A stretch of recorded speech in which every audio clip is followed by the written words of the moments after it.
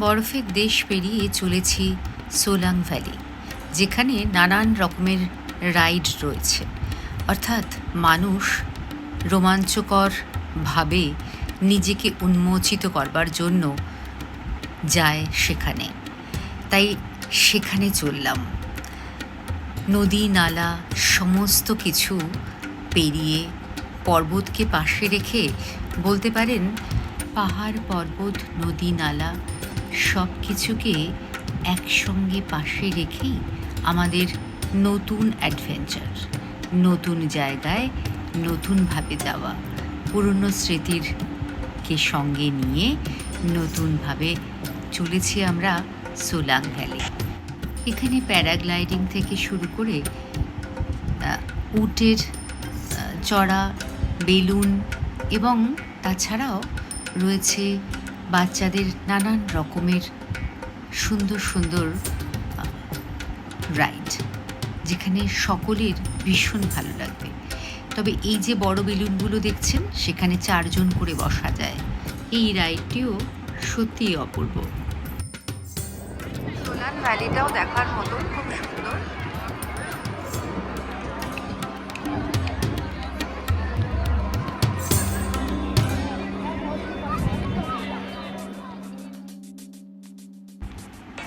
এই দেখুন দাঁড়িয়ে আছে সেই উট।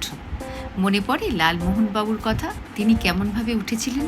এখানে কিন্তু সেরকম কোনো ব্যাপার নেই। এই যে উঁচু পাঁচিলটা দেখছেন, সেখান থেকে একটা স্ট্যান্ড দেওয়া রয়েছে। সেই উঁচু পাঁচিলে উঠে ওই স্ট্যান্ডে করে সোজা চড়ে যেতে হবে বা উটের পিঠে। এই দেখুন সমস্ত ছেলেমেয়েরা পিঠে চড়বে, তারা এগিয়ে চলেছে।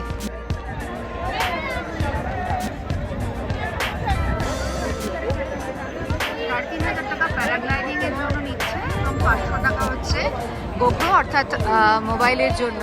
প্রথমে এখান থেকে স্টার্ট হচ্ছে রোপওয়ে থেকে ওপরে উঠছে এবং তারপর এরা প্যারাগ্লাইডিং করে এইভাবে নামছে।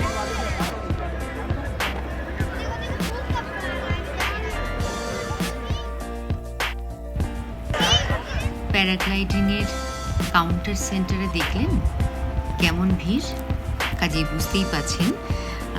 এখানে বুকিং করার পর তারপর এরা আস্তে আস্তে যখন তাদের ওই রুমে নিয়ে যায়, তারপর সেখান থেকে একে একে ওই পাহাড়ের উঁচু চূড়ো থেকে এক একজন আরোহীকে ছাড়া হয় এবং সঙ্গে একজন পাইলট দিয়ে দেন।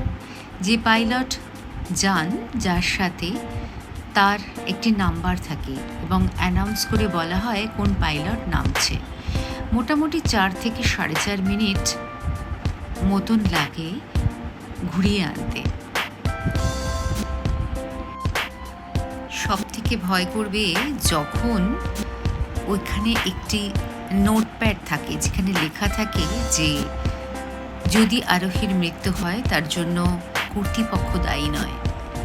সেখানে যখন আপনাকে সাইন করতে হবে, তখন আপনার একটু বুকটা কেঁপে উঠবে। তবে হ্যাঁ, এই রোমাঞ্চকর অনুভূতি সত্যিই খুব সুন্দর, যেটা সহজে পাওয়া যায় না। তাই একবার একটুখানি রিস্ক নিলে ক্ষতি বলে কিছু নেই বলে। এক একজন সেই উঁচু থেকে আস্তে আস্তে নেমে যখন নিচে নামছেন, দেখুন কেমন লাগছে।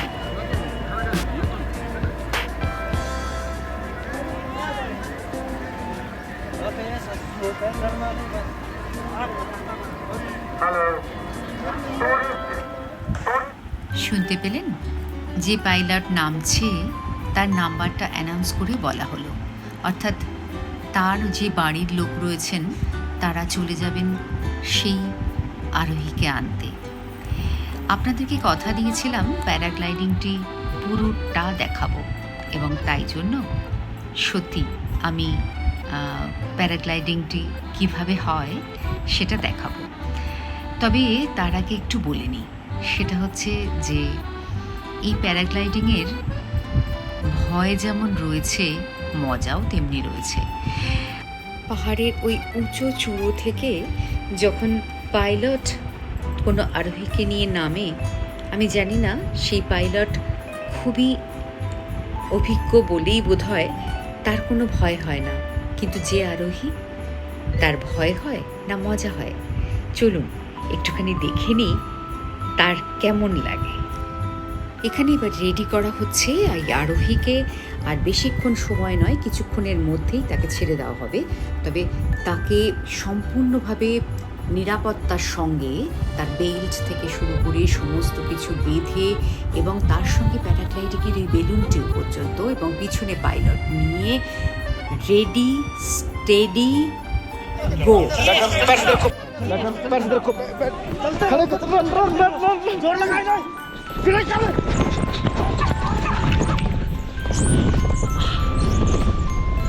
ओके बेबी, बोल ओके।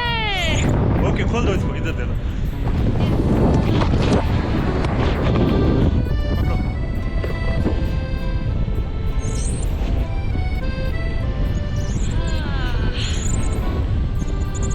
मजा आ रहा है? घबराए तो नहीं थे? अरे नहीं भाई, मेरे को डर नहीं है। घबराना भी नहीं। बहुत मजा आ रहा है।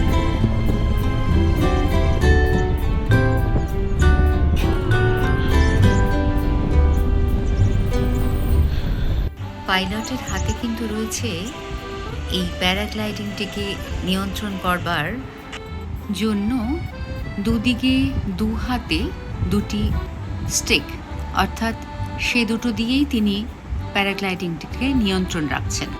दौड़ा तो ठीक से मैंने। हाँ दौड़े ठीक है। बहुत सुंदर है ये जगह, यहीं पे रहने का इच्छा होता है मुझे। আরোহীর হাতে রয়েছে একটি গোপ্রো ক্যামেরা, যেখান থেকে এই ছবিটি তোলা হচ্ছে এবং এটি প্রোভাইড করছে যেখান থেকে আমরা বুকিং করেছি সেখানেই। তবে সেখান থেকে কিছু এক্সট্রা চার্জ নেওয়া হয়। 1800 ফিট উঁচু থেকে এই প্যারাগ্লাইডিংটি শুরু হয় এবং তারপর বুঝতেই পারছেন এতটা পথ পুরোটা অতিক্রম করে নিচে নামতে কিছু সময় তো লাগেই। তবে ততক্ষণ যে আরোহী থাকেন তার যদি ভালো লাগে তাহলে তো ওয়েল অ্যান্ড গুড, আর যদি ভালো না লাগে, ভয় করে, তাহলে তো বুঝতেই পারছেন ওইটুকুনি সময়ে পাইলটের অবস্থা কিন্তু খুব খারাপ। তো যাই হোক, এই আরোহীর কিন্তু খুবই ভালো লেগেছে এবং তিনি জানিয়েছেন যে তিনি এনজয় করছিলেন। আরোহী তার গোপ্রোটি যেভাবে রেখেছেন তাতে যতটুকুনি ভিডিও আসলো আপনাদেরকে দেখানোর চেষ্টা করলাম। যে আরোহীকে আপনারা দেখছেন তার বয়স কিন্তু খুবই কম, দেখলে তাকে বোঝা যায় না, তবে তিনি যে সাহসিকতার সঙ্গে এই রাইডটি করছেন তার জন্য তাকে বাহবা দিতেই হয়। তবে হ্যাঁ, আপনাদের যদি ভালো লেগে থাকে তাহলে অবশ্যই কুলু মানালি বা যেখানে যেতে চান যোগাযোগ করুন আমাদের সঙ্গে স্ক্রিনে দেওয়া এই নাম্বারে, আর সবাইকে ছড়িয়ে দেখিয়ে দিন প্যারাগ্লাইডিংয়ের এই সুন্দর ভ্রমণটি। আশা করি আপনাদের সকলের ভালো লাগলো, তাই একটা ছোট বাচ্চাটির জন্য লাইক করতে ভুলবেন না, আর যারা নতুন দেখছেন তারা অবশ্যই সাবস্ক্রাইব করবেন। সবাইকে অনেক অনেক ধন্যবাদ পাশে থাকার জন্য।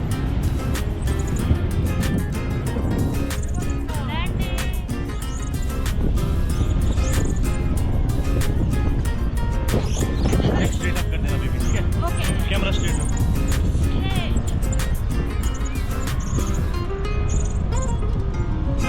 स्ट्रेट अप, अब थोड़ी सी थोड़ा सा उठ जाओ।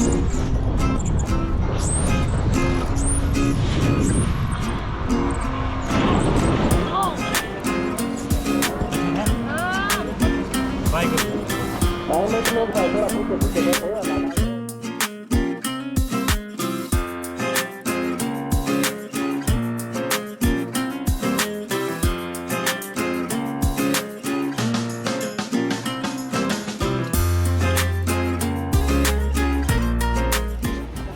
এখানকার খাবার একটু টেস্ট করে দেখছি কেমন লাগছে। আসুন দেখাই। খুব ভালো করে দেখুন এই খাবারের পদ্ধতিটি, যা নিজেই তৈরি করা যায় নিজেদের বাড়ির জন্য। আসুন আপনাদেরকে একবার শিখিয়ে দিই। ভালো করে দেখে নিন, এমন কিছুই নয়, খুব সোজা।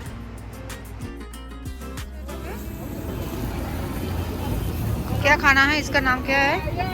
इसका छोले कुलचा दाबेली हाँ दाबेली दाबेली स्टफ कुलचा हाँ, स्टाफ कुलचा। कितना प्राइस है इसका? इसका 40 एक पीस 40।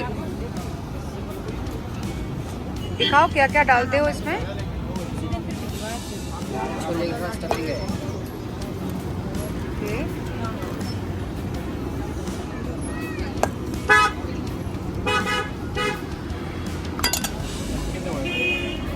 एक मिनट बताता हूँ ये जो पानी दे रहे हो, ये क्या कौन सा पानी दे रहे हो? इमली का है इमली का।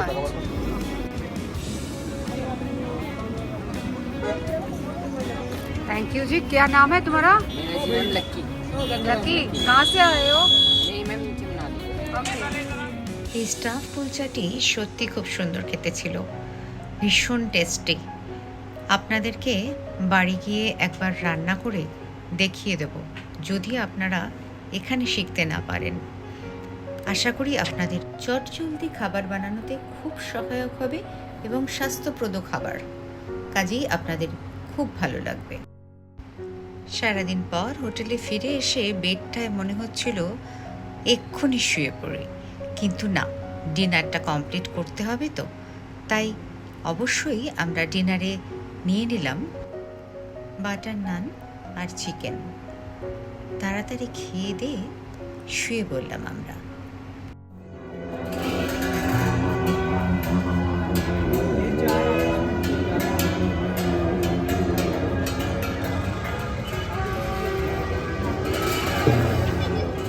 পরের দিন সকালবেলা আমাদের বেরিয়ে আসার সময় ছিল। সেদিন আমার পুজো, তাই মন্দিরে গিয়েছিলাম এবং মন্দিরে গিয়ে ফেরার পথে দেখতে পেলাম বুদ্ধদের একটি প্রসেশন।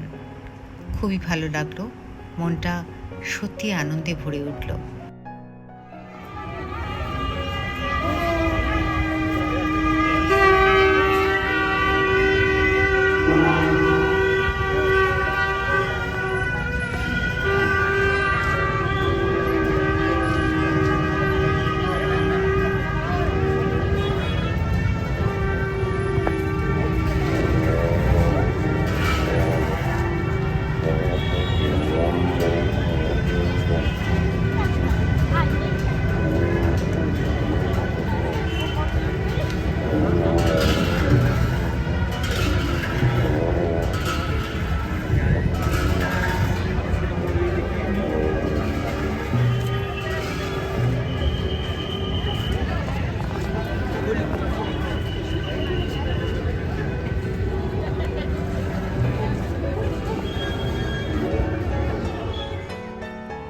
এর পরের দিন আপনাদেরকে দেখাবো রিভার রাফটিং, বিয়াস নদীর ওপর।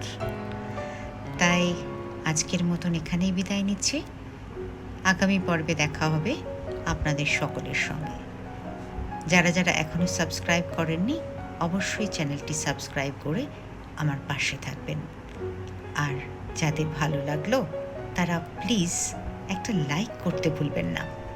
ভিডিওটি দেখে অবশ্যই একটা লাইক করুন এবং কমেন্ট করুন, আর সবাইকে ছড়িয়ে দিন এই ভিডিওটি।